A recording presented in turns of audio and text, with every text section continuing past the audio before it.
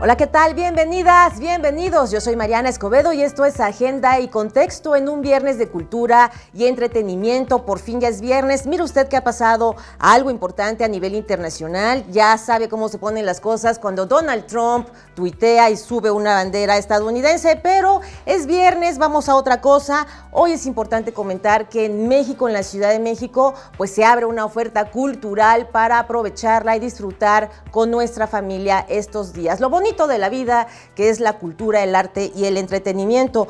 Vamos a presentar en esta ocasión, y me da muchísimo gusto tenerla aquí en el estudio, a Adriana Llabrés. Ella es actriz. ¿Qué tal, Adriana? Gracias. Qué gusto. ¿Qué tal? Muchas gracias. Gracias por invitarme. No, bueno, me han contado muy buenas cosas sobre la obra. Me dicen que tienes una actuación de verdad muy buena. Gracias. Muy impactante. Porque esta obra, A Puerta Cerrada, bueno, pues fue escrita por Jean-Paul Sartre, este filósofo, activista. Él era además guionista, dramaturgo. Sí. No nada más se quedaba en el ámbito de lo político, su actividad principal, sino que también, evidentemente, pues fue uno de los grandes intelectuales de la Francia, de la Guerra Mundial. Fue justamente esta A Puerta Cerrada, esta obra de teatro, que la da a conocer, está puesta en escena en 44, del siglo pasado, ¿no? 1944. Bueno, es una obra muy impactante, se llama Puerta Cerrada, no es más que el sinónimo, por así decirlo, del infierno, no tiene puertas, ni ventanas, ni espejos, y mire usted esta alegoría fantástica de que solamente los humanos podemos mirarnos al espejo, pero por ejemplo los vampiros no, en esta situación de tener un cuarto sin ventanas y sin espejos, en donde 4 personajes desarrollan esta historia. ¿A quién representas, Adriana? Yo represento a Estela, una mujer que se dedicó a construirse a sí misma para la imagen que podía darle a los demás. Y ahora está en el infierno y se va dando cuenta que tal vez su imagen no fue algo que todo el mundo creyó, y pues, entonces el valor de su vida se desaparece. ¿Quién es ella si no es lo que ella construyó para los demás? Es ella, la güera. Ahí estoy con mi peluca. Ah, estás con esta peluca. Sí. Bueno, ¿qué actores están en esta puesta de escena? Estamos Alejandro Camacho, Blanca Guerra, Paulina Soto y yo. Alejandro Camacho es Gastón, Blanca Guerra es Inés y yo, Estela, somos los 3 que entran al infierno, y Paulina Soto es quien nos deja entrar. Ella es parte de este lugar del infierno. Bueno, qué elenco tan maravilloso. Blanca Padrísimo. Guerra y Camacho, bueno, pues ya son garantía. Sí, totalmente. Esta es mi 5ª obra con Blanca. Por alguna razón nos siguen poniendo juntas, es padrísimo. Y con Alejandro no había trabajado antes, pero ha sido una experiencia muy bonita. No, de verdad, ambos han dejado una huella indeleble en el cine mexicano. Sin duda, Blanca Guerra, bueno, una trayectoria impresionante. Lo mismo Camacho, ahí tiene la imagen de esta obra, A Puerta Cerrada. Y bueno, además comentarte también que es muy importante este fin de semana poder tener a la mano pues esta lista de obras de teatro que ya podemos disfrutar. Y además nunca hemos dejado tampoco de lado el teatro en Agenda y Contexto, lo difundimos muchísimo. ¿En dónde estás presentando? Estamos en el Teatro San Jerónimo Independencia, que está sobre la lateral de Periférico, por donde está la bandera de San Jerónimo. Y estamos los viernes, sábados y domingos. De hecho, terminábamos la semana pasada y nuestra temporada se extendió hasta finales de enero. Entonces, no se la pierdan. Viernes, sábado y domingo, 2 funciones cada día. Los viernes es a las 7 y a las 9, sábados a las 6 y 8 y domingos a las 5 y media y 7 y media. No, increíble. Entonces, viernes, sábado y domingo podemos. Yo sí te voy a ver, por supuesto. Por favor. Me han dicho maravillas de ti. Gracias. ¿No? Sin duda, vamos a ver cómo está esta puesta en escena con ustedes. Oye, ¿cómo le hiciste? ¿Cómo te preparaste? ¿Cómo te entrenaste para esta obra? Porque finalmente es una metáfora. Estas personas ya no pueden salir de este cuarto. Este cuarto simboliza el infierno. Y la verdad es que sí, sin duda, promete mucho el tema. ¿Cómo te preparas para lograrle dar vida a tu personaje? De entrada tengo que entender lo que quería decir Sartre. Al lado del director, que es Enrique Singer, el director de la Compañía Nacional de Teatro, desde hace mucho hemos hablado del existencialismo. Como amigos nos íbamos a platicar y platicábamos de Viktor Frankl, del Hombre en Búsqueda de Sentido, que fue un libro que a mí me impresionó mucho y me cambió la vida. Entonces el existencialismo era parte de nuestras conversaciones y cuando salió la oportunidad de que él dirigiera esta obra, me llamó de inmediato y me dijo, ya tenemos la obra en la que vamos a trabajar juntos. Entonces entender a Jean-Paul es la primera parte para poder crear un personaje. El existencialismo va mucho de la muerte propia y de la muerte de los que te rodean, pero también de la responsabilidad que uno tiene al ser libre. Entonces, Estela es una mujer que le costó trabajo llegar a un estatus social que ella quería y su vida va de eso y lo vemos, ¿no? Yo conozco mucha gente que tienen que defender una imagen ante los demás porque eso, perdón, voy a tomar agua. Claro que sí, por supuesto que sí. Porque eso es su identidad, no lo que ellos son sin el espejo, es a quienes convencieron de lo que son. Y esa es Estela, entonces se esfuerza mucho en parecer buena, en ser una persona elegante, pero tiene secretos que son muy oscuros. Es el secreto más oscuro sin spoilear nada. Es mala, sí. pero por eso tenía que cubrirlo todavía más. Entonces eso fue muy divertido, el jugar con cómo puede ser ella tan femenina y también darle ese otro lado súper animal, oscuro y primitivo. Jugué con eso. Bueno, y además muy vigente, sin duda, el tema. Estamos todos, bueno, siempre preguntándonos qué hacer de nuestras vidas, cómo relacionarnos con los otros, con la otredad, sobre todo, cómo ponernos en los zapatos de los demás, pero cada quien con su circunstancia de vida, con su condición de vida. Bueno, además de que Jean-Paul Sartre era un exponente también del marxismo, ¿no? Tú sabes, él hablaba de un marxismo con humanismo y evidentemente del existencialismo. Entonces, bueno, son dos corrientes importantes filosóficas del siglo pasado. Es importante además traerlo aquí a México. ¿Cómo has recibido y cómo has sentido la respuesta del público? Muy padre. Nos toca el público que es como adolescente, que se emocionan mucho y también gente más grande. Es quienes se ponen de pie y que se emocionan, quien tuitea. Creo que yo he encontrado que el existencialismo es en lo que más creo. Creo que la manera en la que nos relacionamos es muy importante, lo que tú opinas de mí y que todos estamos entrelazados. Entonces, creo que también ellos lo ven y ha sido recibida tan bien que ahora nos extendemos un poquito más. Bueno, esta famosa frase de Sartre, precisamente que se refería a que el infierno son los otros, sin embargo, no podemos vivir sin esos otros, sin esa otredad. No podemos dejar el mundo a un lado, podemos reconocernos a través de la mirada de los otros. Esta simbología y esta serie de metáforas, ¿cómo las logras desarrollar con tu trabajo actoral? Me encanta, es deliberar, o sea, darlas con la simpleza que tiene que tener para que el texto, que es tan rimbombante y poderoso, llegue, porque si lo lanzas como, si lo subrayas, a veces creo que se pierde. Hay otro texto que me encanta, que es el único testimonio de nuestros deseos son nuestros actos. No lo que piensas, sino lo que haces.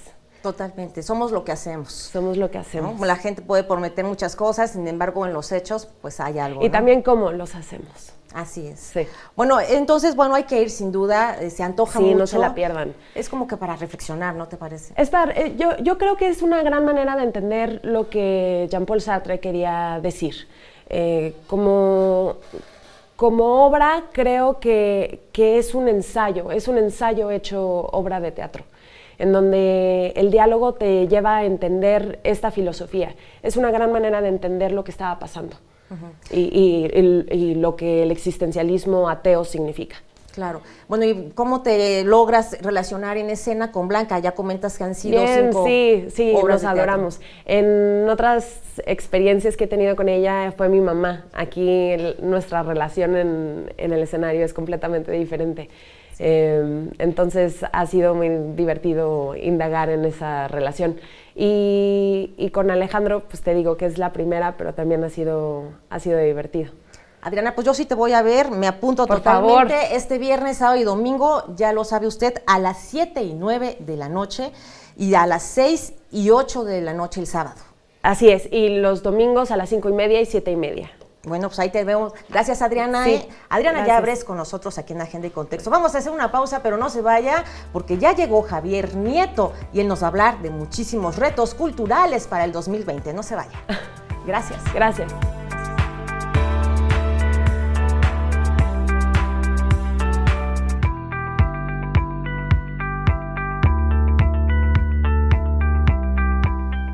Ya estamos de vuelta en Agenda y Contexto y viernes de cultura, arte, entretenimiento y con Javier Nieto, productor de teatro. Qué gusto verte de nuevo, Javier. Adriana, pues el gusto es mío, ¿cómo estás? Adriana ya se fue. Mariana, perdón. La tuvimos ahí justamente, Adriana Llabres, con La Puerta Cerrada. Así Qué es. gran obra, ¿no? Sí, un tema escabroso como es el existencialismo. Sí, claro. ¿Cómo estás? ¿Feliz año? Feliz año a ti también. ¿Cómo Muchas te va? gracias. ¿Bien? Pues bien, pues aquí tratando de arrancar con todo lo que se puede dentro del sector cultural, el teatro. ¿Cómo todo. viste, cómo cerramos el año en materia de cultura y cuáles son los grandes retos de este sector en la Ciudad de México? Pues ¿cómo cerramos? Cerramos a todo vapor, ¿no? ¿Te acuerdas que comentábamos en la sesión pasada de que estaba lleno de pastorelas y los antinavideños, que se cerró de manera muy festiva este año? Ahorita hay como un pequeño stand-by en la parte teatral con algunas puestas que se mantienen como a puerta cerrada, unas pastorelas que cierran temporada este mes, justamente como la de Sor Juanita con Rafael Inclán y demás. Creo que hubo cosas muy afortunadas como esta decisión de abrir el complejo cultural de Los Pinos a toda la población y que se utilizara como un espacio para la comunidad artística, ¿no? El cine, teatro, conciertos, demás. Creo que fue un gran acierto de esta administración abrir el Complejo Cultural Los Pinos, porque es un espacio bellísimo. ¿Has ido a verlo? Por supuesto. Es maravilloso. Claro que sí. Bueno, de entrada, cuando yo fui, pues me dieron este recorrido a la casa que construyó Fox y Martita, la que Sí, construyó la cabañita. También conocí la casa de Alemán, que también está dentro de este complejo de Los Pinos. Es enorme, estamos hablando de muchas hectáreas, las que son esta parte del bosque, y la verdad sí me impresionó esta transformación muy positiva del Centro Cultural Los Pinos, porque bueno, hemos visto ahí ya diversas manifestaciones. Totalmente diversas puestas en escena incluso. Claro. También nos dieron un recorrido para ver los jardines, tiene unos jardines preciosos. Claro, sí, son instalaciones de primer mundo, instalaciones muy bellas. Y lo que me ha gustado es que se ha ido apropiando la comunidad artística de cada uno de los rincones de este Centro Cultural Los Pinos, ¿no? Tanto de la sala de cine, que originalmente era solamente para el presidente y su familia, ahora es una sala de cine donde se proyectan cortometrajes de cineastas emergentes y que puede ir cualquier hijo de vecina a verlos. Todos los rincones del Centro Cultural Los Pinos se han adaptado para conciertos, para teatro. La pastorela que estuvo también ahí de Miguel Sabido, elermitaño.com, fue la pastorela que estuvo en Los Pinos. Adaptaron el jardín que le llaman La Hondadera, un espacio bellísimo. Entonces, me parece un gran acierto. Y otro de los grandes aciertos de esta administración que recién comienza es este aspecto de la cultura comunitaria. Creo que es la política a seguir durante todo el sexenio, que la cultura debe ser comunitaria, la cultura debe servir para crear lazos, para crear vínculos, para crear comunidad, y desde ahí le están apostando desde el año pasado la Secretaría de Cultura, bueno, las dos Secretarías de Cultura, con este hashtag de cultura comunitaria. Creo que es un buen camino. Y bueno, pues entre las cosas un poco menos positivas, porque hay de todo en la viña del Señor, es este tema de los pagos, ¿no? Esto de que a los compañeros artistas, los colegas teatreros, pues que no se les paga a tiempo, ¿no? Yo soy de la idea en que se les debe pagar como a todo mundo, ¿no? Al corte, terminas tu trabajo, se te debe pagar, pero esta esta tendencia que no es de esta administración, es de todas las administraciones anteriores, como desde 30 años para acá, y esta pues, todavía se mantiene a pesar de la promesa de Claudia Sheinbaum, que dijo, no, ahora sí ya vamos a cambiar, esperemos que sea cierto y que sea real esta propuesta. Pues todavía hay compañeros teatreros que dicen pues, que no les pagan, y pues me hace como menospreciar un trabajo que es muy importante para la comunidad, ¿no? ¿Y qué te parece ya el aviso que dieron las autoridades de que los pagos ya están listos? Pues supuestamente se iba a pagar todo antes de que acabara el año. Todavía hasta ayer había manifestaciones de compañeros. A lo mejor ahorita ya les pagaron a todo el mundo, ya todo el mundo es feliz y van a tener un Día de Reyes maravilloso. Yo lo deseo y espero que Alfonso Suárez del Real y la doctora Sheinbaum pues realmente cumplan esa parte de la propuesta que hicieron, porque me parece que la cultura es el gran referente, es el hilo, el camino a seguir para tener una mejor comunidad, un mejor país, una mejor ciudad.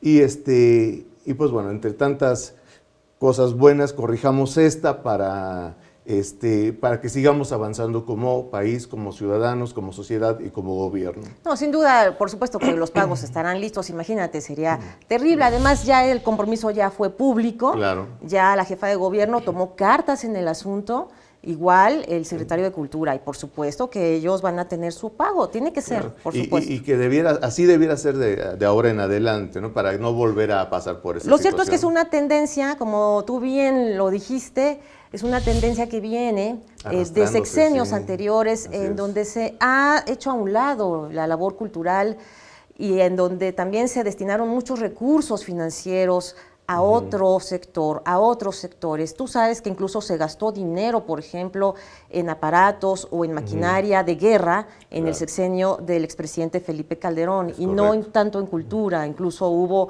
en materia de salud, hubo padecimientos que no estaban incluidos en el fondo de gastos catastróficos, y así por decir tan solo un ejemplo de lo que ocurría en el pasado. Sin embargo, pues estábamos viendo ya un cambio, hay más de 1000 museos en la Ciudad de México, abiertos, hemos visto conciertos gratuitos. Es la ciudad que más museos tiene en todo el mundo, la Ciudad de México. Claro, y hemos disfrutado estos conciertos gratuitos. Acabamos de ir al de la Glorieta de La Palma para cerrar el fin de año, maravilloso ese concierto, miles de personas acudieron, la ciudad está viva. Por supuesto, definitivamente sí, y está viva gracias a los artistas y a esta complicidad con las autoridades de la Ciudad de México, con las autoridades federales, pero pues digo, pago al corte. Yo soy a lo mejor ya nunca me vuelven a invitar después de esto. ¿Por qué? Pero yo soy idea de que a los actores, a los artistas escénicos, músicos, se les debe tratar como a cualquier profesional. Terminas tu trabajo, se te debe pagar en ese momento. Totalmente. Y pues bueno, doctora Sheinbaum, doctor Suárez del Real, sé que desean lo mejor para la ciudad, y lo mejor para la ciudad es la cultura y la cultura comunitaria, y bien pagada. Claro, y además muy interesante, incluso ellos ya tuitearon que se van a atender los pagos que estaban pendientes a los trabajadores del arte y de la cultura. Esperemos que sea y que haya un final feliz para todo esto. Claro que sí. Bueno, entonces, ¿cuál es el reto? Yo creo que sí, evidentemente, cambiar este tejimaneje anterior que se viene arrastrando de años, más allá de que sí se cumplan los pagos. El reto cultural principal, aparte de destinar más recursos, para ti, ¿cuál sería? Pues seguir apoyando la oferta cultural, ampliar el abanico de posibilidades. Es decir, durante varios años ha habido un grupo de creadores que solo ha sido una rotación. Yo le apostaría ahora a abrir el abanico, que es muy grande, lo que comentábamos la vez pasada, que es la ciudad donde hay más espectáculos teatrales de todo el mundo. Claro. Y en las grandes carteleras, o por lo menos en las institucionales, pues vemos a los mismos siempre, ¿no? Claro. En la UNAM, en el Helénico, Instituto Nacional de Bellas Artes, Sistema de Teatros, hay una rotación de los mismos creadores. Yo opinaría que el gran reto es abrir el abanico a todos los demás, porque afuera de esos 20 que siempre están presentes en las carteleras y en las grandes temporadas, hay otros 500 o otros 1000 creadores que merecen la oportunidad de estar presentes, de estar vigentes. Por supuesto que sí. Mira, Javier Nieto, te comento, en este espacio de Agenda y Contexto no hay censura. Hemos abordado todos los temas. Tienes que ver los debates que hemos presentado para que veas de qué se trata. Aquí abrimos el micrófono a todas las voces, no hay censura y pues ¿cómo crees que te vamos a no invitar si has venido ya anteriormente para hablar de cultura? Gracias, ya no estamos en esos viejos tiempos afortunadamente, en donde desde la Secretaría de Gobernación se recibía una llamada telefónica para que los comunicadores terminaran o cancelaran entrevistas. Eso es imposible. Estamos en otro México. Afortunadamente, y parece que vamos vislumbrando la luz al final del camino. Totalmente, y por eso es importante la cultura, el arte, el entretenimiento, la lectura. Además de la ciencia, por supuesto, fomentar esta labor tan importante de la lectura. Mira, yo te preguntaba, ¿cuántas salas de teatro hay en México? No podemos ni siquiera definir una. Te voy a poner un ejemplo. Cerca de donde yo vivo hay un colectivo de cultura que usan su patio de la casa para montar obras. ¿Por qué? Porque tienen una necesidad de comunicar los artistas, evidentemente, su trayectoria, sus guiones, toda la labor que hacen para montar las escenas en su casa. Sí, cualquier rincón es idóneo para expresarse, ¿no?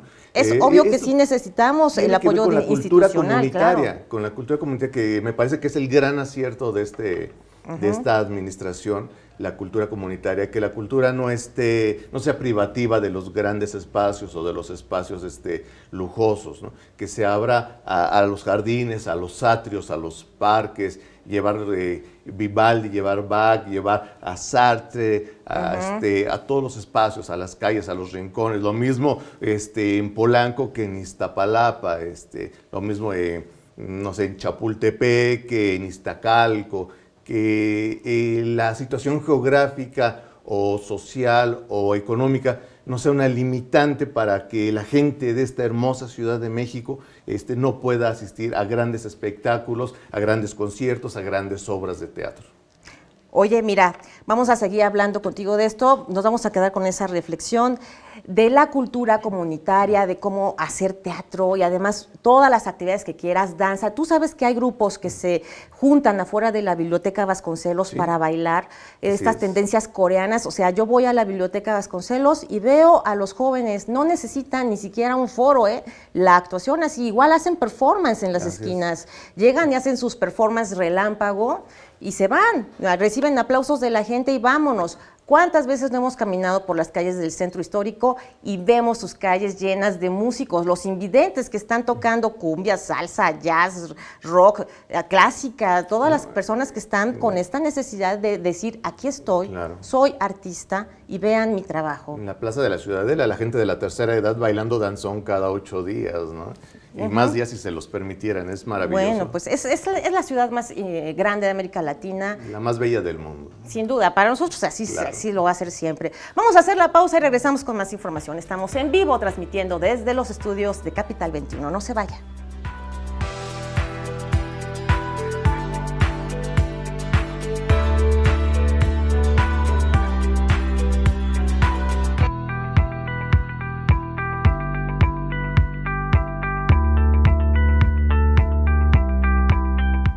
Ya estamos de vuelta y seguimos con Javier Nieto, él es productor de teatro. ¿Qué nos tienes aparte ahora en este bloque, Javier? Pues vamos a platicar de cine y de teatro. Pero empezamos con el cine, ¿te parece? Por supuesto, ¿con cuál película? Pues mira, la última película de Clint Eastwood, el maestro de maestros que recordamos por Los Imperdonables, esa joya del western, por representar a Blondie en El bueno, el malo y el feo, una de las mejores películas de todos los tiempos. Su última película es El caso de Richard Jewell, que se estrenó apenas ayer en la Ciudad de México en las salas y que trata de un guardia de seguridad que se llama precisamente Richard Jewell, que encuentra un paquete durante los Juegos Olímpicos de Atlanta en el 96 en un estadio donde se iba a realizar un concierto. Resulta que el paquete tenía una bomba, se iba a perpetrar un gran atentado que iba a costar muchas vidas, que iba a ser una gran tragedia. Salva la vida de todas estas personas y al principio es tratado como un héroe, un héroe por todo el país, y bueno, ya sabes cómo ensalzan los norteamericanos a sus héroes de una manera muy patriótica y demás. Pero resulta que poco después una periodista insinúa que tal vez el principal sospechoso de perpetrar el atentado es el mismo Richard Jewell. Ahí viene el giro de tuerca. Entonces, de ser glorificado como un gran héroe americano, Richard Jewell se convierte como en un traidor, en el villano de la película, y empieza a ser acosado y perseguido tanto por las autoridades, el FBI, como por los medios, ¿no? Todos empiezan a fabricar una serie de fake news que les dicen ahora, tratando de encontrar el aspecto negativo, los aspectos más sórdidos en la vida de Richard Jewell para hundirlo. Es una gran película. Creo que de la serie de películas de héroes que ha filmado últimamente Clint Eastwood, creo que es la mejor. Recordemos que se le da mucho a Clint Eastwood esto de hacer películas biográficas de héroes norteamericanos, como la de Sniper, que es el francotirador, el soldado, que fue famoso porque era el que más bajas había provocado en la guerra en la que estuvo.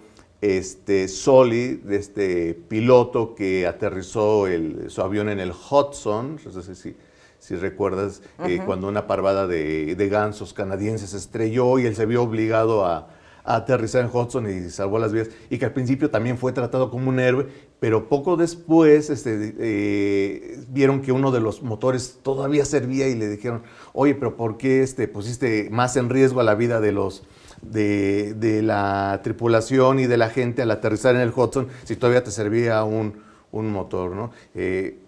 También lo convirtieron en villano, aunque al final fue redimido. La película 11-17, El tren a París, que también habla de estos soldados que evitaron un atentado en este tren que estaba justamente en la zona francesa. Todos son héroes norteamericanos, obviamente, ensalzados, glorificados desde el punto de vista de Clint Eastwood. Recordemos que él es patriota republicano de los grandes. Pero en esta película creo que se dosifica, creo que es más crítico, hace una señalización específica a los fake news, a los medios que por ganar una nota o dos son capaces de destruir una vida o las que sean. Una gran recomendación, caso de Richard Jewell, de Clint Eastwood. Y la cartelera está padre, de este fin de semana de cine. Qué importante es medir nuestras palabras. Una sola palabra mala o falsa puede destruir la vida de una persona, de una ciudad o de un país. Ya vemos las consecuencias graves, lamentables, que han derivado hasta en guerras mundiales debido a esto. Claro. Entonces, bueno, qué importante lo que mencionas en el cuidado de nuestro lenguaje, porque podemos destruir la vida de cualquier persona con cualquier palabra falsa. Así es, una falsa noticia. Sí. Entonces, pues yo les recomiendo que vayan a ver el caso de Richard Jewell. Con Katie Bates y Sam Rockwell, ¿no?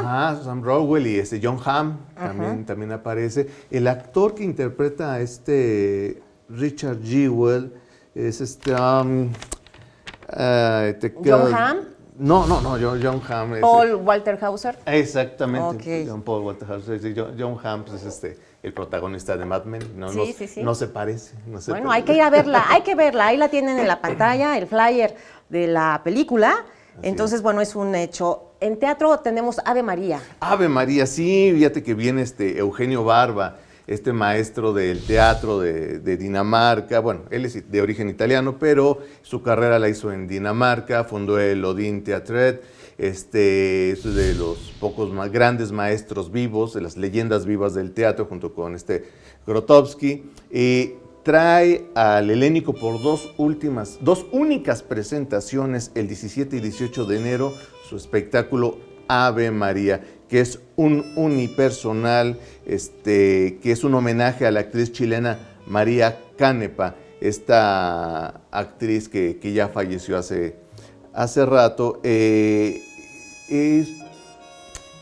una representación de la relación que tenía ella amorosa con con su marido, con las personas con las que se relacionaba. Y bueno, este espectáculo, ahí estamos viendo imágenes justamente, donde hace un homenaje a la vida, a la muerte. Solo se presenta por 2 únicas ocasiones en el Teatro Helénico, y también va a tener una clase magistral el 19 de enero. Es todo un fin de semana que le deberíamos dedicar al maestro Eugenio Barba, que viene desde Dinamarca, al Teatro Helénico. Una gran oportunidad, no se la pueden perder. Bueno, pues vamos, no queda más que ir, mi querido Javier, porque son temas muy importantes. Ya tiene usted ahí la película del caso de Richard Jewell y pues esta obra de teatro de Eugenio Barba en el Centro Cultural Helénico. Usted sabe que puede llegar, hay estacionamiento, hay ballet parking. Muy bien ubicado. Y bueno, y está súper bien ubicado. Revolución, claro. Claro que sí, en Avenida Revolución. Oye, ¿qué vas a hacer este fin de semana tú? ¿Qué voy a hacer este fin de semana? Pues yo creo que voy a ir a ver El Faro, esa película maravillosa de terror. Bueno, es como de suspenso y horror en blanco y negro, donde sale William Dafoe, y Robert Pattinson. ¿Cómo se llama la película? El Faro. El Faro. El Faro. Es una película de suspenso y de terror. Bueno, está enmarcada en estos géneros. Se ve muy interesante. Y Parásitos, la película sensación. Imperdible, ya la vi. ¿Qué Imperdible, tal? Es lo mejor que he visto en los últimos tiempos. No se la pueden perder. Está en la Cineteca y apenas la vieron en el circuito comercial. Yo creo que esa misma hoy voy a ir a verla y por recomendación de Mariana. Bueno, yo por recomendación de Adriana, que hace rato la tuvimos, voy a ver su obra esta tarde, que está ahí en Periférico y San Jerónimo, ¿no? Sí, a puerta cerrada con el maestro Camacho y está Blanca Guerra. Sí, no me los puedo perder. Blanca Guerra es garantía, igual Camacho. Son grandes actores. Y es un teatro bien bonito, el San Jerónimo. Sí, por supuesto que sí. Oye, este fin de año fuiste a alguno de los conciertos que presentó la Ciudad de México, gratis. Estuvo Los Ángeles Azules y la Sonora Dinamita, claro que sí. Más de 200,000 personas, yo diría que más, la verdad, ¿no? ¿Tú fuiste? Bueno, sí, la verdad, te lo confieso, sí. Sí, es la que estaba bailando justamente en el primer cuadro. Claro. Totalmente. Sí, ¿por qué no? Oye, mira, es fin de año, la gente tiene derecho a divertirse. Justamente en este espacio hemos constantemente pues añorado esos tiempos en donde podíamos las mujeres y los hombres salir de nuestras casas en la noche para divertirnos. Tenían nuestros padres una oferta cultural también importante. Sí, fue muy emotivo, fue muy emocionante ver este fin de año y con estos ritmos tan tropicales, ¿no? Mira, ahí tienen las imágenes, ven nada más. O sea, yo creo que sí rebasaron los 200,000. Ahí estoy. Claro, sí. Oye, fue una noche especial, muy emotiva. Sí. Creo que la ciudad se merece todo esto y más. Por supuesto. Los habitantes de esta ciudad. Por supuesto. O sea, ya basta de tener miedo para poder salir a ver una obra de teatro, por Dios. Ya no puedes salir a gusto pensando en que me van a robar el coche, me van a quitar la llanta, no me van a asaltar, no voy a poder llegar. O sea, tenemos derecho a esto, a esta vida, a la felicidad. Y aprovechar los espectáculos que se presentan en plazas públicas, que son gratuitos. Hay que aprovecharlos, desquitar nuestros impuestos, ¿no? Porque todo esto está pagado con nuestros impuestos. Desquitemos, asistamos, divirtámonos, aprovechemos la oferta cultural que nos ofrece la Ciudad de México. Bueno, pues ya estamos. ¿Te vemos pronto? Por supuesto que sí, Mariana. Muchas gracias. Oye, te reto a que veas los debates de Agenda y Contexto. Claro que sí. No te los puedes perder. De ninguna manera. Te vas a dar cuenta de lo que transmitimos. Gracias. ¿Sale? Pues muchísimas gracias, Javier Nieto, esta mañana, productor de teatro. Vamos a hacer una pausa, pero no se vaya, quédese con nosotros, tenemos más.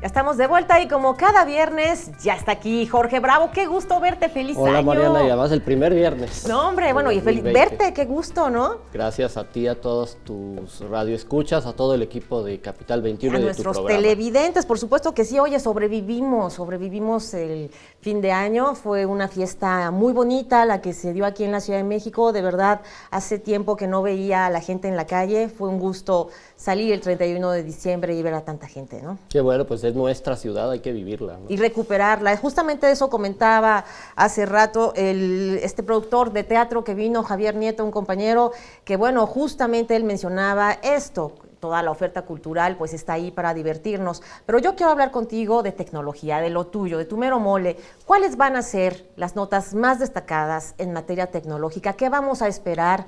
Y además de otro tema, ¿cómo le vamos a hacer para pagar de manera electrónica los impuestos?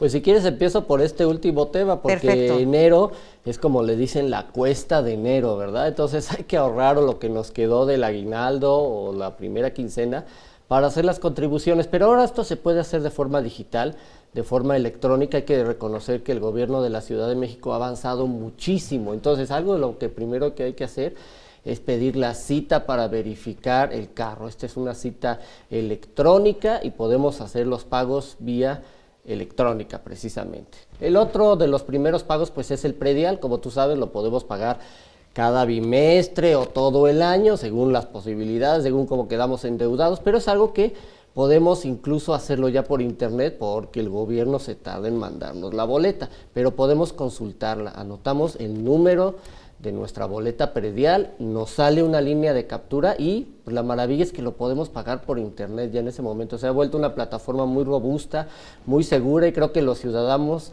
merecemos darle la confianza, confiar en pagar en internet y es algo que podemos hacer. Bueno, entonces estos pagos electrónicos de contribuciones a la Ciudad de México ya se pueden hacer a través del portal del gobierno de la Ciudad de México.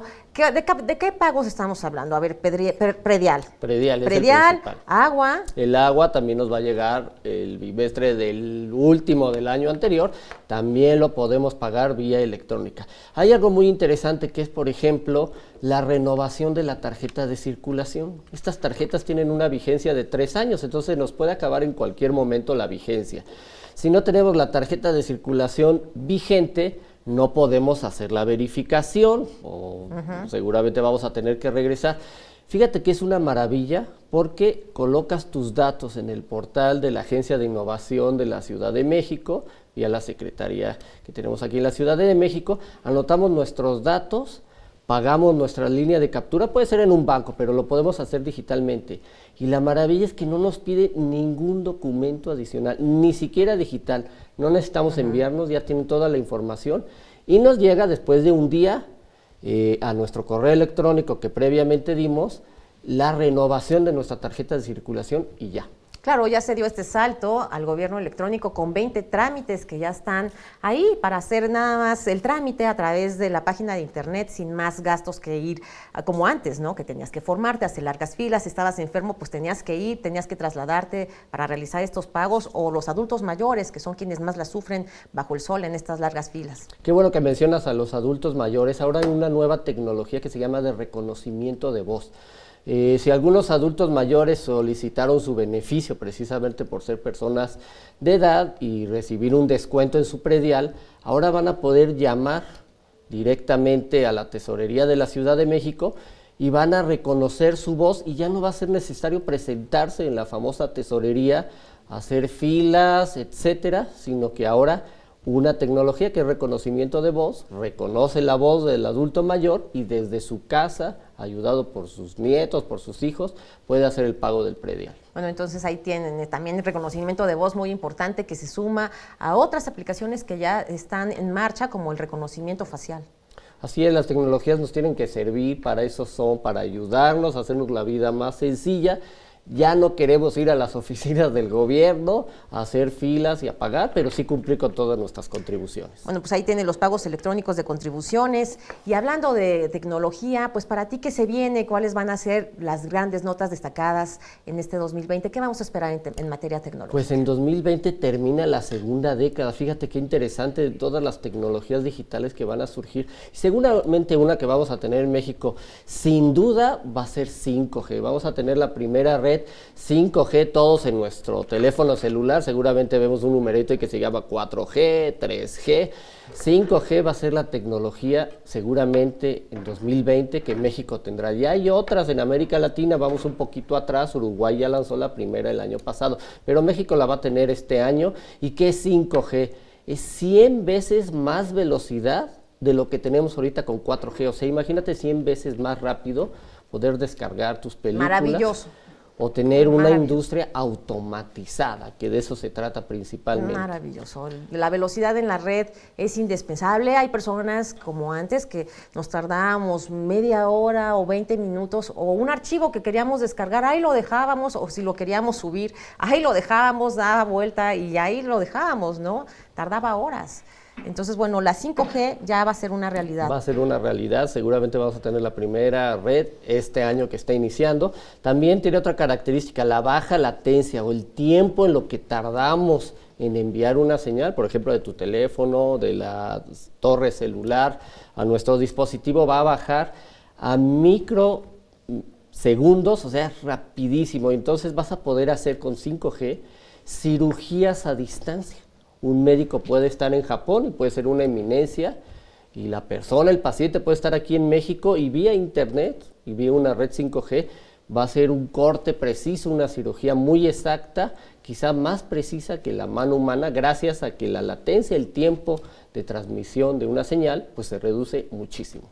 No, imagínate, esto es impresionante. Ya se han hecho cirugías, ya he visto videos que se han convertido en videos virales, en donde se muestra al paciente en la cama del hospital con un aparato robotizado y automatizado que está haciendo la cirugía. Entonces ya, ¿te acuerdas de los supersónicos? Tú veías esa serie. Esa caricatura que fue pionera de todas esas tecnologías. ¿Recuerdas todo lo que se pasaba ahí? Lo que nos falta es la robotina, ¿no? Nos falta, pero ya existen. Ya existen. Por ejemplo, salían relojes inteligentes, estas pantallas en todos lados. Hay robotinas en Japón. Hay robots que atienden a las personas muy mayores, que tienen muchos problemas de movilidad. Sí hay estos robots o robotinas que atienden a personas muy adultas en temas de salud, pero bueno, todavía no son tan eficientes como una robotina, no vuelan así.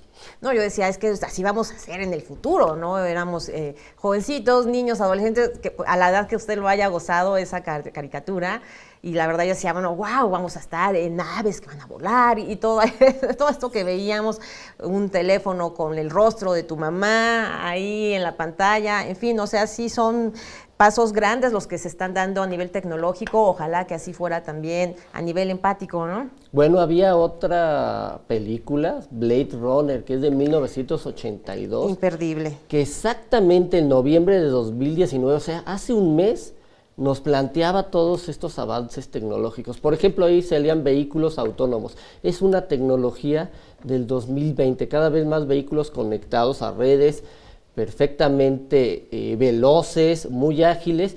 Imagínate el transporte ágil en la Ciudad de México que merecemos con transporte automatizado. Hay semáforos conectados en la Ciudad de México, no se están utilizando mucho, pero podrían agilizar perfectamente el tráfico vehicular. Esa es otra de las tecnologías. Salía en una película y hoy es realidad. Hay que hacerlo. Aquí en este mismo foro hemos pues comentado la importancia de que los semáforos en la Ciudad de México estén totalmente sincronizados como en otras ciudades europeas. Así es. Bueno, esa tecnología se llama Internet de las Cosas. Cada vez va a haber más cosas, más dispositivos conectados, no solo los teléfonos celulares, también los refrigeradores, las cámaras, como hay en la Ciudad de México, que están conectadas a Internet. Gracias a eso nos pueden dar información para prevenir delitos. Pero una de esas tecnologías son los semáforos. Van a tener un sensor, van a poder medir la calidad del aire, el medio ambiente y desde luego servir para lo que son, para dirigir de mejor manera el tránsito. Entonces, si en una calle no vienen automóviles o ya está congestionada, automáticamente le puede dar el paso a otros vehículos y agilizarlo. No vas a necesitar policías, lo que necesitas es una red de telecomunicaciones y estamos en la ciudad más conectada de América Latina. No, maravilloso, nada más, obviamente, cuidar que no se nos vaya la luz, que los transformadores estén bien, ¿no? Digo, también el viento puede afectar o las lluvias. Claro, se necesitan todas estas condiciones, pero la tecnología ya está. Sí. Ya está disponible, ya se pueden utilizar, crea ahorros a las administraciones y eso nos traen beneficios a todos los usuarios. Estas tecnologías son de las ciudades para facilitarnos la vida a todos. Uh-huh.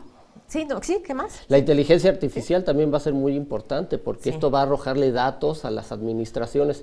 El gobierno va a tener millones y millones de datos de lo que hacemos los ciudadanos, no para espiarnos, sino precisamente para hacernos la vida más sencilla, poder diseñar políticas públicas, se puede saber cuáles son las rutas más congestionadas, qué es lo que estamos haciendo y facilitar, crear estas políticas públicas, es decir, a través de estos millones de datos se crea la analítica y se crean políticas públicas. El gobierno puede estar tomando decisiones verdaderamente inteligentes, no políticas, sino inteligentes para servir al funcionamiento de la ciudad.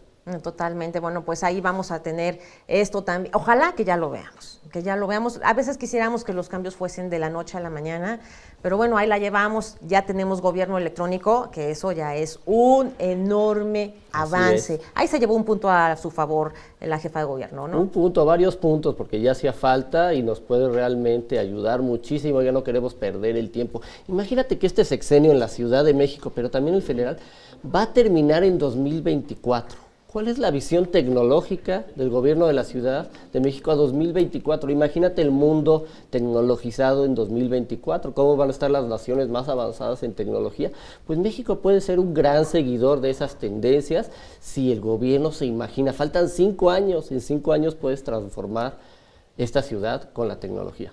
Con detalles pequeños, un ejemplo de esto fue precisamente China, que en vez de utilizar pirotecnia, utilizó drones, y la verdad es que el espectáculo que se vio en sus cielos fue maravilloso. Bueno, pues los drones pueden ayudar muchísimo. Por ejemplo, en África se utilizan para transportar sangre a las personas necesitadas. Es decir, no solamente toman fotos, eso es lo básico, pueden llevarnos paquetes, pueden llevar salud, pueden llevar órganos. Los drones es una gran tecnología que puede utilizarse si están conectados. Totalmente, mientras que no sean usadas para matar, mientras que no sean maquinarias de guerra o de muerte, de verdad que la tecnología tiene que ser o tiene que tener un destino distinto y un uso distinto. Pues sí, siempre hay una derivación perversa en todas las tecnologías, pero ya lo sabemos, podemos reconocerlo, sabemos cuál es el daño que pueden producir. Hemos hablado aquí de los trastornos digitales, aquí en tu programa. Bueno, todas estas tecnologías, si se aplican correctamente, pueden servir. Bueno, pues te veo en 8 días. Nos vemos por aquí. Y feliz año. Lo mejor para ti, tu programa. Igualmente y todos para quienes ti. nos ven. Pues bueno, no queda más que despedir. Yo los espero el lunes a las 10 de la mañana. Hasta pronto.